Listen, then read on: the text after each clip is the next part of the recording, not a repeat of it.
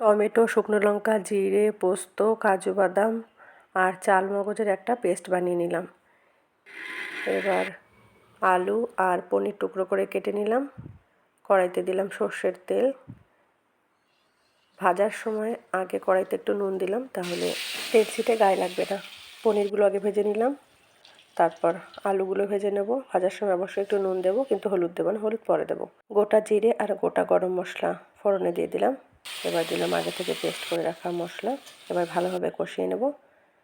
কষানোর সময় দিয়ে দিলাম নুন আর দিলাম কাসুরি মেথি। অল্প জল দিয়ে ভালো করে নেড়েচেড়ে মশলা থেকে তেল ছাড়লে তারপর দিয়ে দিলাম ভেজে রাখা পনির। এবার দিলাম হলুদ, ভালো করে কষিয়ে দিলাম পরিমাণ মতো জল। এবার ভালো করে ফুটতে দেবো। ফুটে গেছে, দিলাম চিনি, দিলাম গরম মশলা। রান্না রেডি হয়ে গেছে। কেমন লাগলো অবশ্যই কমেন্টে জানাবেন। ভালো লাগলে লাইক করবেন, শেয়ার করবেন। Thank you so much for watching.